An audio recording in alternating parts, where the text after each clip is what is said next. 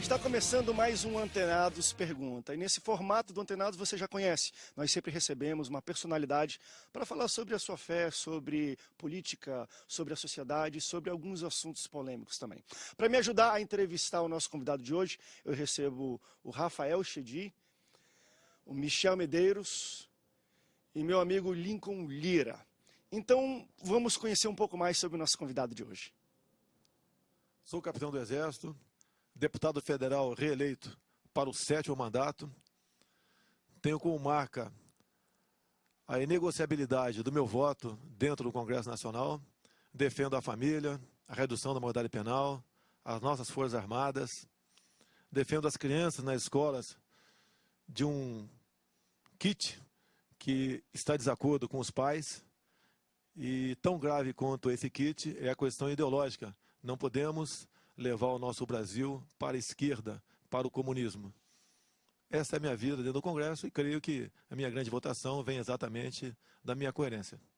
Você já vê que a autoapresentação já é polêmica demais, já tem muito colocado. O nosso convidado de hoje aqui no Antenados Pergunta é o deputado federal e reeleito pelo 7º mandato mais votado no estado do Rio de Janeiro, Jair Bolsonaro. Deputado, bem-vindo ao Antenados na Geral. Obrigado pela oportunidade, né? Eu aqui, diferentemente de outras televisões que eu tenho participado de programa, parece que eu não seria fuzilado aqui. O seu nome completo é Jair Messias O meu nome seria apenas Messias Bolsonaro.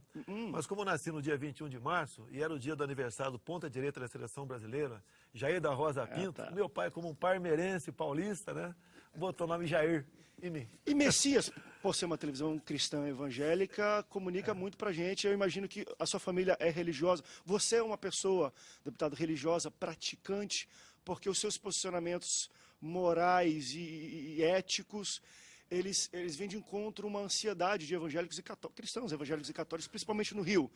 E você representa muito deles. Você é um cristão, é um religioso praticante? Olha, o Messias veio tendo em vista uma crucificaram ele, quero crucificar o senhor também. Bastante conturbada da minha mãe, né? Inclusive, momentos antes do parto, a cidade onde nós morávamos, Glicério, teve uma chuva de pedra enorme, minha mãe quase parindo já, né? Se escondeu e se salvou, e eu também embaixo de uma mesa, né? Então, com uma família muito católica e fervorosa, realmente meu nome se deva a isso. Agora, eu sou católico, né? A minha esposa é evangélica, é da igreja aí do pastor Silas Malafaia. Inclusive, ele me casou ano passado, lá na parte religiosa, que eu era casado há 5 anos no civil. Eu sou temente a Deus, tá, ok? Quando falam, por exemplo, da origem do homem, alguns falam, veio do macaco. Peraí, o macaco veio da onde? Né? Veio dos astronautas. Os astronautas vieram da onde? É geração espontânea. Quem botou aquela lata de lixo ali? Só para Deus. Se alguém tiver uma tese diferente, pode tentar me convencer, eu acho difícil. Mas por enquanto, né, com 59 anos de idade, eu não vou mudar a ideia. Sou temente a Deus e fico feliz por isso, porque eu temo, né, o que eu serei depois que essa carne aqui virar pó. No debate, a gente vai falar de 3 coisas que dizem que não se discute no Brasil, né? Que é de religião, política e futebol. Futebol não vou porque parece que é tricolor, não é isso? Não, é Botafogo. Eu adotei o Botafogo. Né? Mas assim, política e religião vai ser muito debatido hoje. Deixa eu só corroborar e continuar um pouco da minha pergunta. Você é um representante de muitos evangélicos, principalmente no Rio de Janeiro. Você, na última eleição, pegou 120 mil votos, um pouco mais, agora mais de 460 mil. Meio que quadriplicou a sua eleição. Você entende que isso tem muito a ver com os seus posicionamentos e você, de fato, tem o apoio de evangélicos e cristãos e católicos no Rio de Janeiro? Você é o representante deles? Eu sempre fui o que eu sou, né? Eu sou a mesma pessoa antes, durante e após as eleições. Eu não procuro ser bonzinho para você durante a campanha. Okay? E qual foi o grande marco que me levou para ser conhecido no Brasil todo? Foi no final de novembro de 2010, quando, no corredor das comissões em Brasília, eu vi uma sala meio esquisita, daí perguntei para um segurança, vai haver alguma parada gay aqui na Câmara? Dado a maneira que aquele pessoal estava se vestindo e se arrumando. Ele falou, não, estão discutindo aqui algo com o currículo escolar. Daí eu tomei conhecimento, era o que ficou conhecido como kit gay, um conjunto de material com filmes, cartazes, né, cartilhas, para distribuir para a garotada do ensino fundamental, ou seja, a partir de 6 anos de idade. É uma coisa bastante esquisita, né? E eu bati de frente com aquilo. E era o final de 2010, né? Já tinha ocorrido as eleições, onde metade da Câmara foi reeleita e está cansada, e outra metade não foi reeleita, já não quer mais saber de nada com o batente. E eu peguei nisso, né? E coisas absurdas naquele negócio, inclusive... Então era um momento estratégico para passar qualquer lei. Sim. Geralmente é essa época, agora que estão vivendo, né? Final de ano, pós-eleições. Passa tudo. E passa tudo. Você tem que ficar vigilante na Comissão de Constituição e Justiça, porque os projetos que tramitam em caráter terminativo nas comissões, não vão para plenário, o pessoal joga na CCJ, e da CCJ você tem um prazo de 5 sessões para entrar com recurso para plenário. Se você não entrar, vai direto para o Senado. O PLC 122 foi numa situação semelhante a essa daí. Passou sem ninguém saber, se bem que foi para o plenário da casa. Mas o plenário também vazio foi em frente. Você pode ver, inclusive no programa do Ratinho eu consegui apresentar ali a imagem e a fala do secretário de alfabetização do MEC, André Lázaro. Por si só, demonstra o que era aquele ambiente. Ele estava se gabando que para confeccionar um filmete chamado Beijo Lésbico, ele levou 3 meses rindo para decidir até onde a língua de uma menina entrava na boca de outra menina. Alguém acha que um pai quer que seu filho ou filha de 6, 7, 8 anos assista uma cena dessa nas escolas? Não. Isso para ser passado nas escolas. Passado nas escolas. E ali, por exemplo, eles fizeram uma pesquisa também em 11 capitais. Okay? Você vê o pessoal, aquele público decidindo, são os ativistas. Né? Não representa a maioria dos gays, que eu tenho muito voz de gay também. Eu explicarei depois para você, se interessar isso aí. Okay? É uma explicação então, que eu quero ouvir mesmo. Eu te falo isso aí, é bom eu te dou a fonte de consulta, inclusive, aqui. Então, ali, nessas pesquisas, né, que eles fizeram em 11 capitais, e o nome dos pesquisadores publicado no Diário Oficial da União, de meses anteriores, público indicado pela ABGLT, a Associação de Bissexuais, Gays, Lésbicas, etc. Então, diz o seguinte, nós chegamos à conclusão que nas escolas existe mais meninos gays que meninas lésbicas. Eu pergunto daí, né? Qual foi a metodologia? Eles falaram também que existia muitos símbolos religiosos, crucifixos, que isso era um obstáculo para ele buscar, né, no currículo escolar o fim da homofobia. E teríamos, então, diziam eles, que retirar os símbolos religiosos das escolas. Então, essas coisas absurdas que eu levei para a tribuna da Câmara e as televisões começaram a me dar espaço. Mas dar espaço para dar pancada. Mas durante a pancada eu conseguia mostrar alguma coisa onde eu tive... Você esperava essa votação expressiva aqui? Eu esperava dobrar, tendo em vista a maneira como o pessoal me tratava nas ruas. Eu fiz uma campanha para deputado federal e estadual no Rio e uma em federal em São Paulo com uma van e 20 pessoas. Okay? Agora, quando eu chego no eleitor, o cara já é contra ou a favor. Entendi. Ou ele cospe o marimbondo, ou ele fala que está comigo. Nessa caminhada, no Rio de Janeiro, como a gente está falando muito também com uma audiência cristã evangélica, você sentiu isso? Eu tenho o apoio dos cristãos evangélicos, Sim. não por discurso religioso, mas por posicionamento moral. Porque você nunca se apresentou como um representante religioso, mas com posturas morais. Você sente isso? E como é que você vê o crescimento de evangélicos no Brasil, principalmente no Rio de Janeiro? Olha, muda, não muda? Você entende que é verdade essas projeções que daqui a 15 anos seremos 50%? E o que isso mudaria? É como o ser humano, né, independente de ser religioso, cristão ou ateu, você tem seus defeitos e virtudes. Eu entendo o cristão com virtudes. Eu entendo que a religião é um freio para certos comportamentos que você acaba evitando, temendo o lá na frente. A própria bancada evangélica, que é muito grande e teve um crescimento agora em Brasília, ela é muito criticada. Mas eu digo que mesmo com os defeitos dos evangélicos, você bota na balança, eles têm muito mais um saldo positivo. Deputado, quais seriam os defeitos? Eu lamento que os cristãos, os católicos, não pensem nisso também. Que quando falam que o cristão não deve se meter na política, seria bom se a política não se metesse com os cristãos também. Então, se você não tiver um anteparo dentro da Câmara, com a bancada evangélica, bancada católica não temos, né? Os 2 padres lá, tem 3 padres lá, 2 do PT católico que eu prefiro estar com aquele pessoal vermelhinho do meu lado, porque assim eu sei que não vou ter surpresa do que estar com eles. Quais seriam esses defeitos da bancada evangélica? Olha, eu não quero criticar ninguém aqui. Você agora me deu aqui. Eu falei. A gente os aperta defeitos não sou eu que aponto, né? Não sou eu que aponto. Falta de união, às vezes. Tá. Muita falta de união, briga entre eles. Uhum. Muitas vezes, acredite se quiser, na Comissão de Direitos Humanos, quando o Feliciano chegou à comissão, eu segurei ali muita coisa, briga entre próprios evangélicos. Quando o povo fala aqui fora a questão do dízimo, eu digo o seguinte: o dízimo não é um imposto, dá quem quer. Tá? Agora, muitas boas igrejas com o dízimo fazem ações sociais que são muito bem-vindas.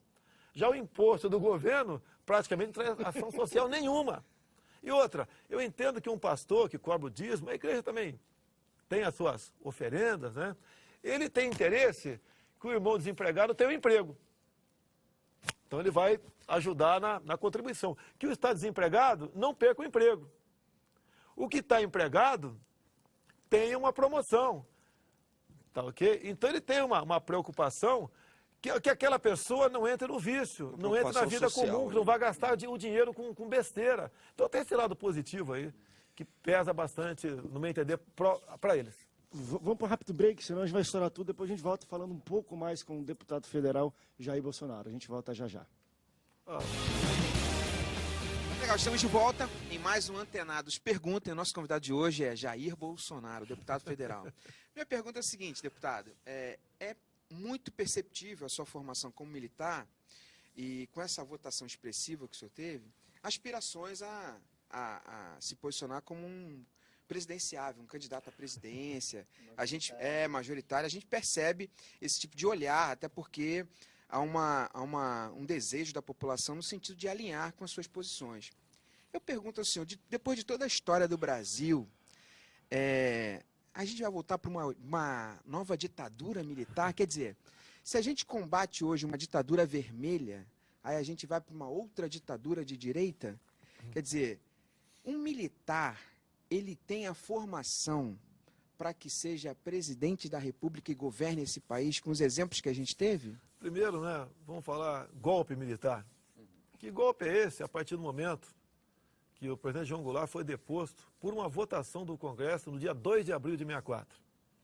Que golpe é esse onde o general Castelo Branco, o marechal, só sentou-se na cadeira presidencial no dia 15 de abril de 64, depois de ser votado no dia 9 de abril pelo Congresso em votação aberta, onde inclusive o Ulisses Guimarães votou nele.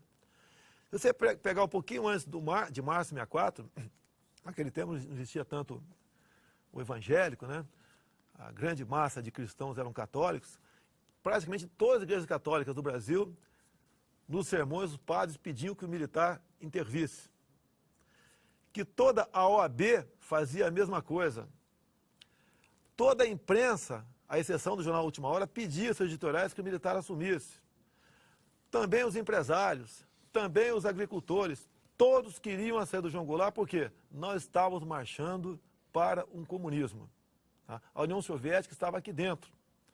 O próprio jornalista Anselmo Góes, né, deu uma declaração em 99 para o jornal da ABI, onde ele disse que só conseguia transitar no Brasil, porque era perseguido pela ditadura, inclusive foi para fora do Brasil, para a França e para cá voltou, porque tinha uma carteirinha falsa fornecida pela KGB. E ele só conseguia sobreviver economicamente que o partido lhe dava um salário. Tá? O próprio Gabeira diz, né, e também o Eduardo Jorge, candidato agora, acabou de falar, que a esquerda sempre lutou pela ditadura do proletariado, não por uma democracia. Que ditadura é essa? Toda ditadura tem um único partido. Nós tínhamos o bipartidarismo. Tive tanta gente falar que combateu a ditadura, que foi para as ruas, onde na Coreia, na Cuba e na China, por exemplo, o povo vai para a rua para pedir alguma coisa. É tratado com chumbo, com bala. com chumbo.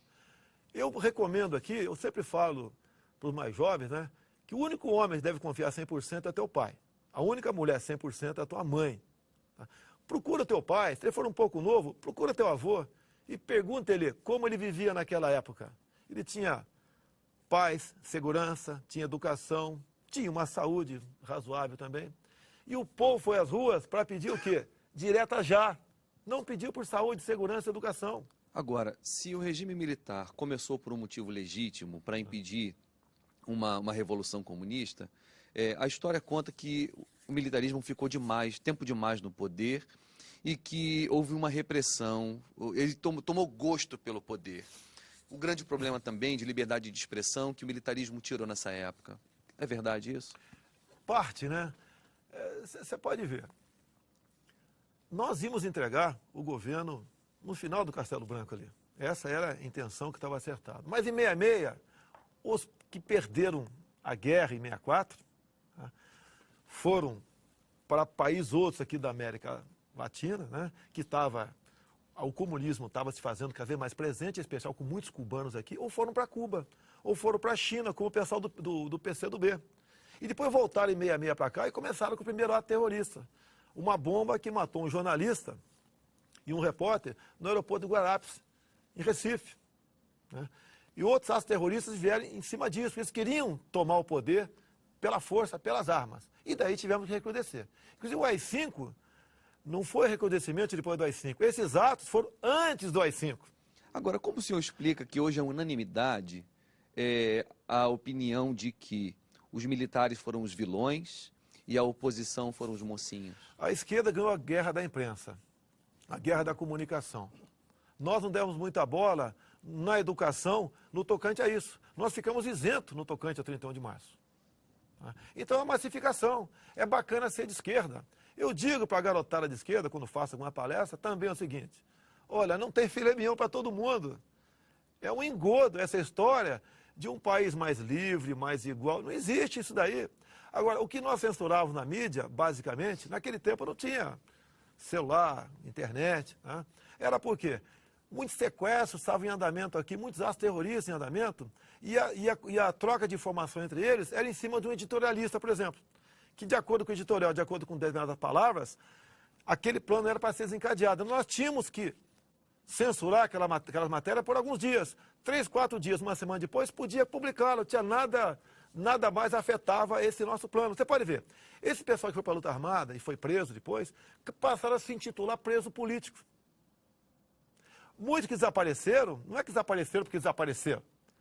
Nós criamos a lei da vadiagem, ou seja, qualquer um era obrigado a ter uma identidade para andar nas ruas. Então esses guerrilheiros que assaltavam, sequestravam, roubavam, né, muitos no governo aí, muitas vezes eram mortos em combate, roubando o banco, assaltando os caminhões de carga na Baixada Então eles Fluminense. não eram presos simplesmente porque eram de ideologia de esquerda, mas porque eram bandidos. Bandidos, quem sequestra banco, eles assaltavam bancos atrás de recursos. Dilma, Tá? deputado. Posso ficar à vontade? Pode. Olha, o primeiro marido dela, Cláudio Galeno, era ex-presidiário da Ilha das Cobras. Ok? Este casal cedeu o seu apartamento para que fosse planejado a execução, a morte de um capitão boliviano que havia participado da execução, né, da morte de Che Guevara. Então, quando eles foram para cumprir essa missão, a Dilma não foi, nem o Cláudio Galeno foi, mas o grupo chamado Colina foi. Eles se equivocaram com a farda e acabaram matando o major alemão. Bem, ficou ruim a situação do casal de pombinhos, né? O que Cláudio Galeno fez? Abandonou a esposinha, sequestrou um avião Caravelle com 96 a bordo e foi para qual país democrático, já que ele lutava contra a ditadura? Foi para Cuba. A Dilma ficou aqui, se juntou e casou-se com Carlos Araújo, atual pai da filha dela. No final da novela Amor e Revolução, né, era aberto 5 minutos para o pessoal de esquerda falar.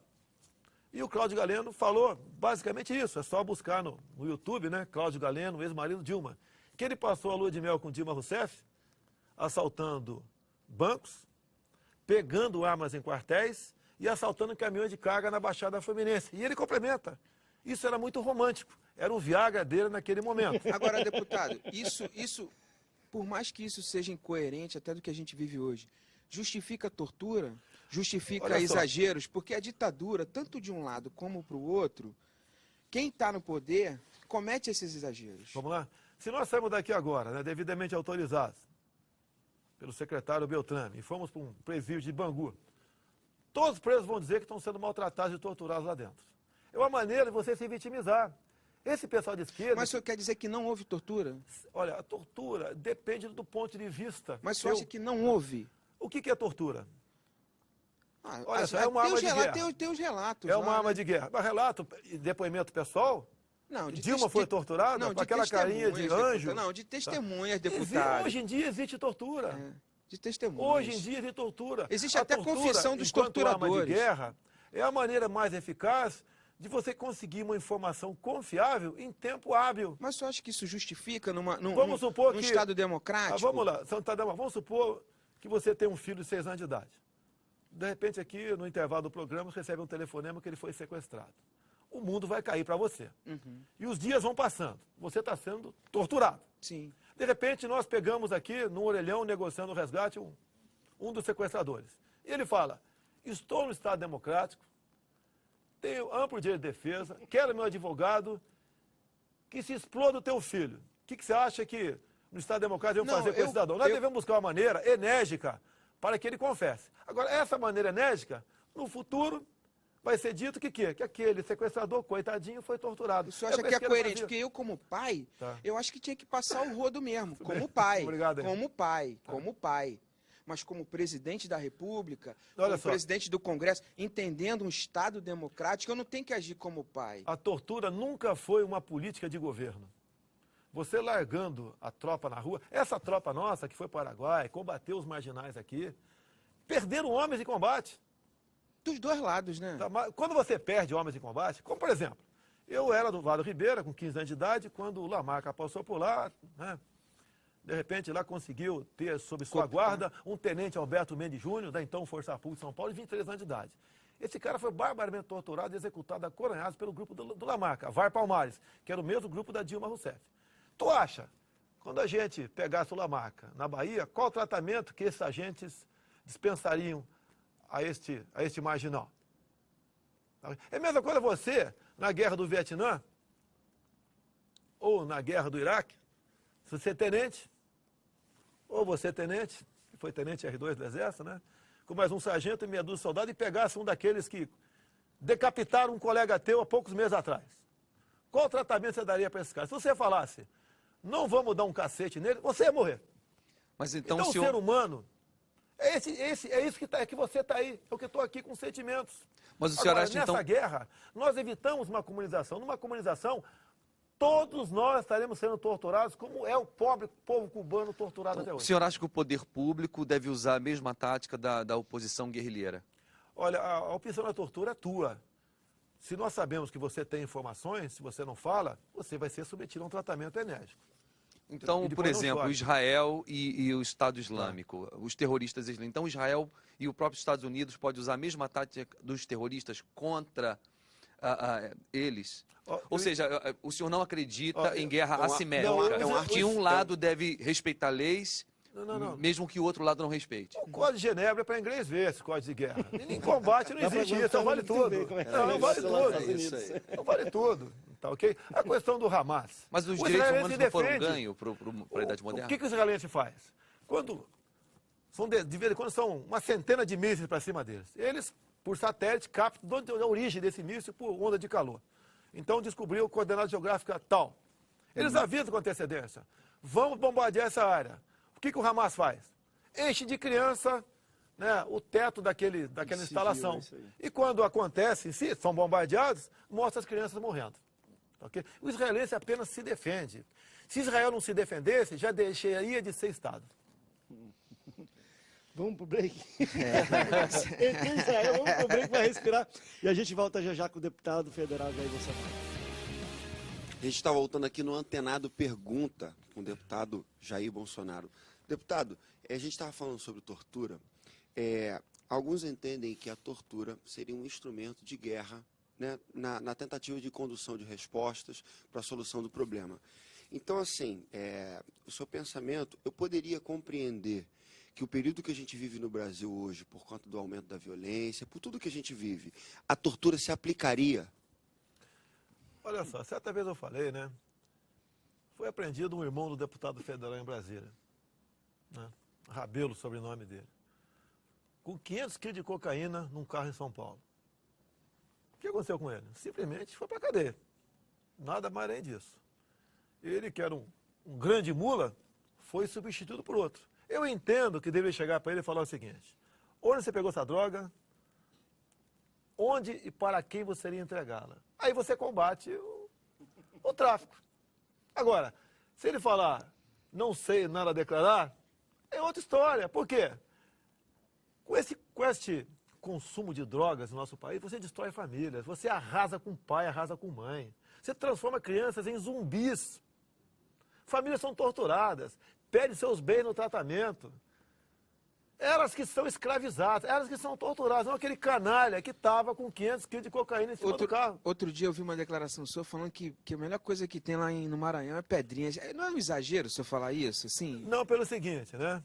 É só você não torturar, não matar, não sequestrar, que tu não vai para lá. É muito simples. A cadeia é o lugar mais democrático do mundo. Você tem que fazer muita força para ir para lá. E tem certos canalhas lá dentro, que não são todos, né? Que ganham ainda auxílio reclusão. Já a viúva que ele deixou aqui fora com 4 filhos não tem nada. A viúva dele tem alguma coisa. Então, vamos falar desse caso, por exemplo, em que o Henrique Pizzolatto não foi deportado para o Brasil, não foi trazido de volta para o país, porque a comunidade internacional, a Itália, não concorda com os maus tratos que os presídios exercem sobre os seus presos. Ou seja, o sistema carcerário brasileiro impõe tortura e maus tratos para além dos direitos humanos. O que o senhor acha disso? Olha só.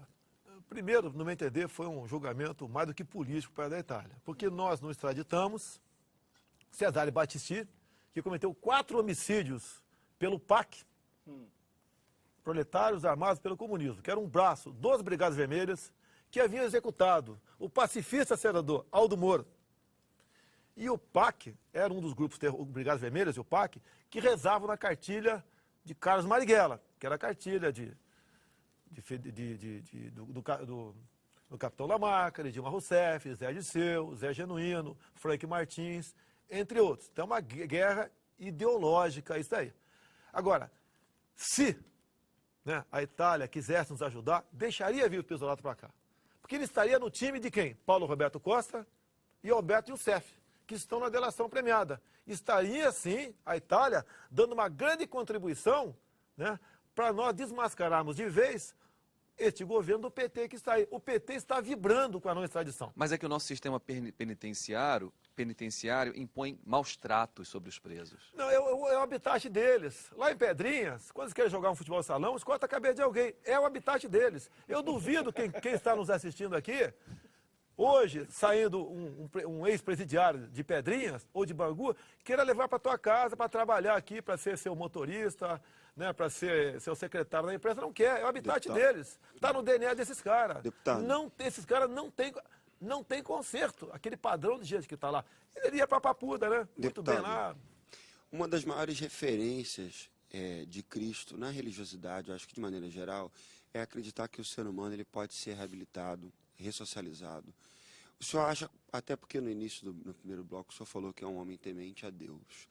O senhor acredita que um ser humano, ele consegue, ele pode ser ressocializado, ele pode se reabilitar, ou existem condições, para o senhor existe um limite? Até aqui eu acho que um ser humano consegue, passou de um ponto, não. Como é que é isso para o senhor? Eu estou respondendo a minha pergunta. Tem um limite. Você quer ver? Eu fui convidado uma vez para uma sessão da OAB do Espírito Santo para defender grupo de extermínio. Deputado, quer defender grupo de extermínio? Um debate aqui? Aceita? Eu pensei, aceito. Eu vou defender grupo de extermínio. E quando eu entrei na sala da OAB, tinha lá uns 300 moleques lá fazendo direito, teve uma vaia enorme, né? Nossa, fiquei na minha, falei, vim aqui, paguei minha passagem, vou pagar meu hotel, não aceitei nada de vocês, e tenho 20 minutos para falar. Só vou sair daqui a 20 minutos. Se quiserem me ouvir, tudo bem. Não quiserem, saia daqui. Foi aquela briga, 10 minutos depois comecei a falar. Eu citei um caso do médico russo naturalizado brasileiro, Shipanovic. Era um pediatra em São Paulo que atendia a garotada, filha de gente ricas. Era uma nota a consulta. O que aconteceu? Ele acabou certo dia, esse médico, jogando no lixo umas fitas cassete.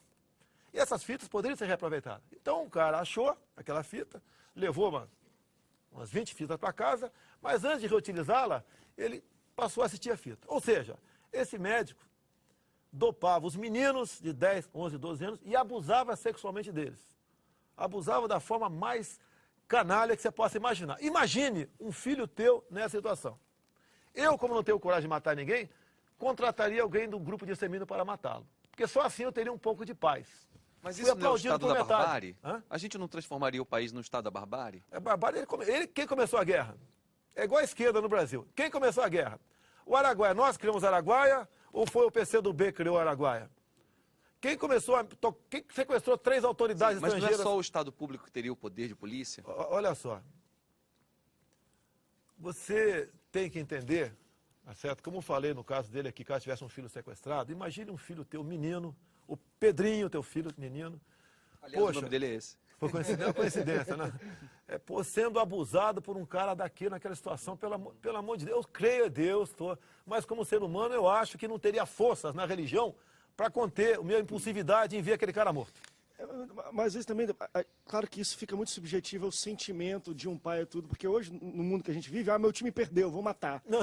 Não, o que eu tô falando assim, quando você também coloca esse tipo de questão de, olha, o que você está sentindo você pode resolver com as próprias mãos, a gente sabe que o povo brasileiro é muito possível. Em situações dessas, até hoje existem leis e tudo, já fazem isso, imagine se fosse algo mais difundido. Mas deixa eu fazer uma outra pergunta. Deixa eu te falar, pera um pouquinho, eu dar uma parte aqui. A deputada Keiko Otto, de São Paulo, foi reeleita.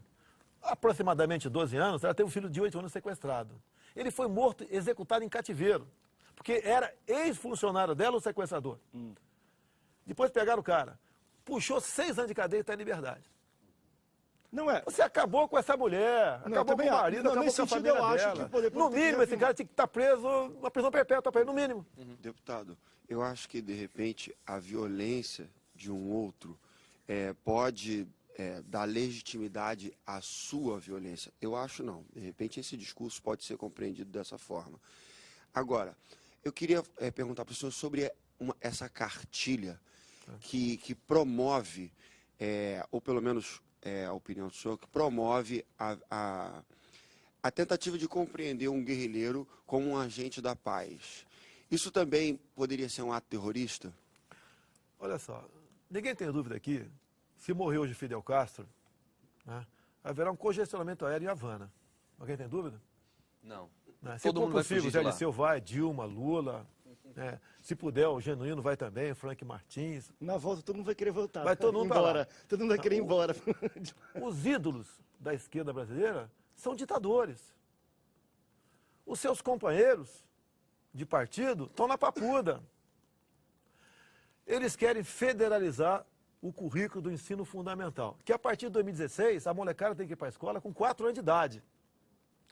Qual a cartilha lá em Cuba, qual a nossa cartilha aqui? Se você pegar livros do ensino fundamental do GDF, que é administrado ainda por um governador do PT, você cai para trás. Agora, Mais grave do que isso, explica pra gente são o as que cartilhas. significa federalização do ensino. O currículo- O que é e por que é ruim? No ensino fundamental vai ser igual para todo mundo. O PT é que vai fazer esse currículo escolar. Ok? Você pode ver. Eu tenho aqui uma parte aqui, eu tenho várias figuras aqui, de um livro aqui, do ensino fundamental lá em Cuba. Está aqui, ó. O miliciano tem um fuzil. Ele ama a paz. Em mãos boas, o fuzil é bom. Os mais médicos, no ensino fundamental, aprenderam essa cartilha aqui. Se você vai, na aula que você vai, por exemplo, estudar CH, né? Eu aprendi na cartilha Caminho Suave, o CH era um chapéu. Chá, xexi, xoxu. Lá, o chá, xexi, xoxu é com Che Guevara. Aqui. Cadê? Aqui. Você pega os livros do ensino fundamental em Brasília, de História e Geografia, no rodapé, quase todas as páginas, está o Che Guevara lá. Deputado, você tem assim, colocações que, e eu acho interessante, ao mesmo tempo que eu falei aqui no início, representa talvez assim um povo evangélico cristão, mas você às vezes tem outros posicionamentos que diferem bastante daquilo que às vezes até acreditamos. Mas a minha pergunta não é sobre isso. São tão incisivas e fortes as suas colocações, você citou aqui que uma vez foi para uma reunião da OAB e tinham jovens bacharéis em direito, todo mundo vaiou. Como é a sua vida na rua? As pessoas gritam, falam, porque você se posiciona na televisão e fala coisas fortes. Você anda com segurança, carro blindado? Quais são os cuidados que você tem para andar? André não tem dessa, eu não vou para a praia, vou para o restaurante. Já brigou, discutiu com alguém na rua? Como é que é, assim, você lidar na rua publicamente? Se o PT quiser fazer o novo Celso Daniel, ele faz. Como eu falei abertamente aqui... Ou seja, o senhor acredita que o PT matou o Celso Daniel? Sim, eu não tenho a menor dúvida disso. O cara estava numa Pajero 0 km, blindada. Foi achado 2 dias depois com hematomas. Foi achado por um legista. O garçom que serviu o jantar naquele dia ao médico legista que achou o corpo, 7 pessoas, todas foram mortas de formas mais mirabolantes, parecia um filme. Parecia um filme. Tá, okay? E quando eu falei quando pintou aqui o boato aí que o Alberto Youssef teria sido envenenado em Curitiba ou não, eu botei no meu Facebook, tem um alcance, né? Fenomenal.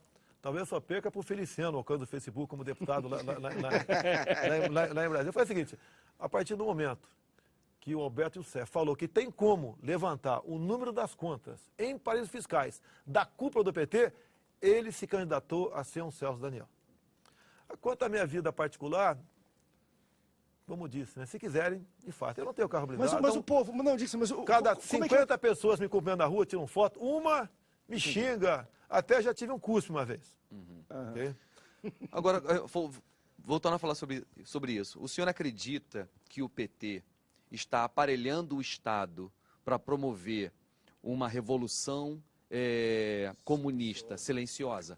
Olha, está na cartilha dele, né? Não tome quartéis, tome escola. A gente está mostrando aqui, não é o kit gay. O kit gay é uma coisa.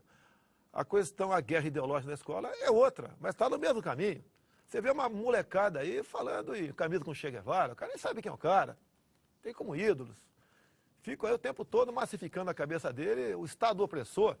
Né? Viva Fidel Castro, mas vai curtir, vai para a Disneylândia. Aqui na Barra, não, nós estamos gravando aqui, em bairros nobres, outros, é muito comum isso aí. Agora, nós estamos sentindo melhoras. Por exemplo, numa ida minha a Campinas na campanha agora, eu botei no Facebook, amanhã, entre 10 e meio-dia, vou estar no Largo do Rosário. Tinha mais de 100 garotos, 16, 17 anos, aquilo me emocionou. É sinal que não está perdido, não estão acreditando nessa história, nessa balela da esquerda, da igualdade, da fraternidade, um país mais igual, sem violência, sem tortura, sem polícia militar. E agora, por medida provisória, o PT fala em desmilitarizar as polícias militares. Acabou de chegar uma medida provisória na Câmara que você militariza a Polícia Federal. Transforma a Polícia Federal, basicamente, numa SS nazista. Deputado, a gente vai pro break rapidinho. Rapaz, o negócio aqui tá quente. Você não tem noção. Eu tô me segurando. A gente vai pro break rapidinho e a gente volta com o Antenados Pergunta. Estamos de volta aqui com o Antenados Pergunta, com ele, deputado federal Jair Bolsonaro. Deputado, o senhor talvez seja hoje um dos políticos mais polêmicos do Brasil. O senhor é contra os principais posicionamentos do governo. O senhor é contra o lobby gay, o senhor é contra o cota, né, para negros na universidade, o senhor defende o regime militar, enfim, o senhor também tem um jeito enérgico de falar. Vi uma reportagem recentemente onde o senhor chamava a repórter de idiota porque ela era contra o militarismo. O senhor não tem receio de, por essa postura, se tornar uma caricatura, né, por ser tão enérgico, e aí surgem as piadas e cair no descrédito? Eu não tenho como fugir disso. Eles tentam me desqualificar exatamente por aí, não tem como contra-argumentar. A repórter idiota, que é idiota mesmo, tá? A terceira vez que eu falei para ela que quem caçou João Goulart foi o Congresso, e estão aqui na biblioteca da Câmara, né? No diário do Congresso, e ela falou que eu estou mentindo, o que podia falar para ela? Uma mulher que está dentro da Câmara, com uma biblioteca enorme lá. Eu sei que lá, a biblioteca da Câmara é local de tortura para o pessoal da Uni e repórteres. Porque eles acreditam que a história é sempre escrita pelo opressor. Sim. E eles preferem a história ser contada pelo oprimido. Você vê, a Luísa Erundina, naquele mesmo momento, que era dia 1º de abril, né, que foi uma terça-feira, falou um montão de besteira e em nenhum momento aquela repórter questionou a Erundina, ficou só balançando a cabeça. Foi para cima de mim, quis crescer. Teve o catrapo. A questão da homofobia. O cara é homofóbico. Eu sou contra o material escolar para o ensino fundamental e pronto. Nenhum pai é favorável a isso. Tá? A questão de ditadura, que ditadura é essa, meu Deus do céu? Eu converso com o pessoal que tem mais de 60 anos de idade. E, em especial, que nós evitamos onde o Brasil iria cair. Daí falam do Chile, por exemplo. O Pinochet matou milhares. Ué, queria que ele fizesse o quê? Tinha mais de 30 mil cubanos lá dentro. Nós temos 11 mil agora aqui. Tá? O Exército acabou de levantar, eu sem querer descobri depois e divulguei. Um capitão do Exército cubano, mais médicos. Então o senhor acredita que o plano Mais Médicos é uma estratégia para capitalizar o PT? Tem duas coisas, né? Primeiro, é dinheiro para a ditadura cubana. Que parte dessa grana, a partir do momento que você não tem transparência, o PT aprova e faz um estardalhaço para aprovar a lei da transparência aqui. Mas essa você não tem transparência. Okay? Até o Porto de Cuba está carimbado como secreto o dinheiro para construir o Porto de Mariel. Cuba não tem matéria-prima, não tem indústria, não vai exportar nada. E também não vai importar porque seu povo, a massa, ganha $20 por mês. Okay? Então, o PT, nessa questão dos mais médicos, além de financiar em parte a ditadura cubana, que no passado era financiada pela União Soviética, que acabou, pela Venezuela, que agora não tem nem papel higiênico mais lá, praticamente acabou a ajuda. O senhor ajuda. não acha que a nossa preocupação tinha que ser até maior com o mundo árabe? Se vier dinheiro de Cuba é pouco. Agora, e esse alinhamento da própria Dilma então vamos lá, com o mundo você árabe... sabia que, por exemplo, um acordo assinado pela esquerda brasileira, né, por Lula, agora a Câmara votou, você isenta de visto iraniano para entrar no Brasil? Isso é trivisto. Quer dizer que Já não basta aqui o triângulo das Bermudas nossa aqui, existe né? a possibilidade de um cara do Estado de Israel, como a Dilma discursou na ONU, sem ter o mínimo de... Hoje a gente acredita, não sei se ela estava desavisada ou estava avisada. Existe a possibilidade de um cara do Estado de Israel estar entrando aqui, sem visto. Com toda certeza, tem muita gente aqui dentro.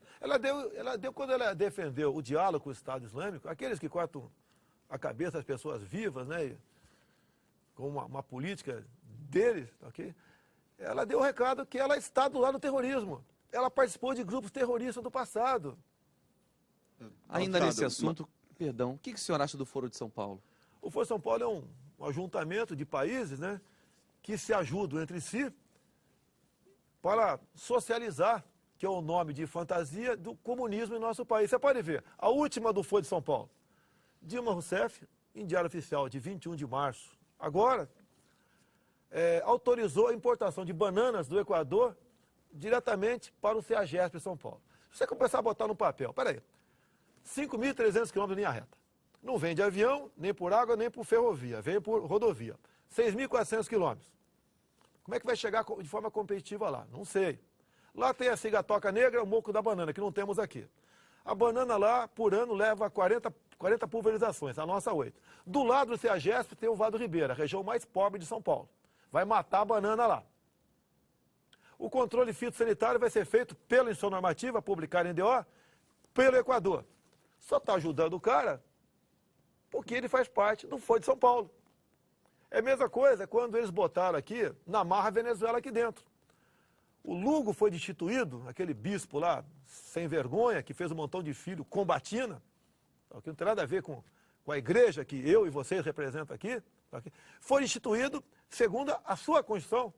O que a Dilma fez? Tirou o Paraguai, que era contra a entrada da Venezuela, e naquele ínter trouxe a Venezuela para o Mercosul. Hoje em dia nós não temos acordo econômico com país nenhum no mundo, só com esses miseráveis e ditadores aqui da América Latina. Há pouco tempo nós exportávamos automóveis para 20 países, agora só exportamos para Cristina Kirchner, da Argentina, e assim mesmo com altíssimo risco de levar calote. O Foro de São Paulo é isso, eles se ajudam, porque eles no poder, com o Partido Único, estão muito bem.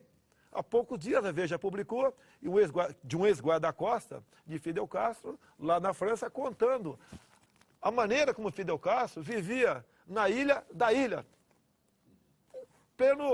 Uma coisa que aqueles vendedores de petróleo do Oriente Médio não têm talvez uma riqueza dessa. Ele saiu na Forbes, né, um dos homens mais ricos do mundo. Olha, eu não vou endossar a Forbes, porque eu acredito que pode ser uma montagem aquela matéria. Mas você pode ver, em nenhum momento que se a gente entra numa dessa aí, a gente mesmo perde o crédito. Tá vendo? Entrou numa furada. Então, enquanto eu não vi a revista, eu não vou entrar nessa daí. Agora, o filho do Lula, né, que era limpador de estrume da jaula do elefante em São Paulo, agora é um latifundiário. Deputado, Okay? Tem uma fazenda, todos dizem, que vale mais de 70 milhões de reais em Eudoro dos Carajás. E sabe como é que a esquerda compra terra lá no Cerrado? Ele chega para você e fala o seguinte: quero comprar tua fazenda. Você fala, não está à venda. Eu vou comprar tua fazenda, não está à venda. Semana que vem, boto 3 mil sem terra aqui dentro. Você negocia vender tua fazenda ao preço que eles querem. É assim que funciona o negócio. por mais que haja tantos escândalos de corrupção e a população demonstre a incredulidade no governo, eles foram eleitos para mais uma vez. E o Aécio, um candidato que representaria uma mudança disso, não conseguiu convencer a sociedade que seria esse representante de mudança. O senhor acha que houve um erro em alguma coisa do Aécio? O senhor acha que, de repente, se o senhor estivesse naquela posição, qual seria a sua diferença? Se o senhor seria um candidato a essa mudança? A diferença é total, né? O meu partido negociou a legenda com quem? Com quem tem dinheiro, com o PT. É o meu partido. O Paulo Roberto Costa está na cota do meu partido. Aí o cara fala, pô, mas você está no PP?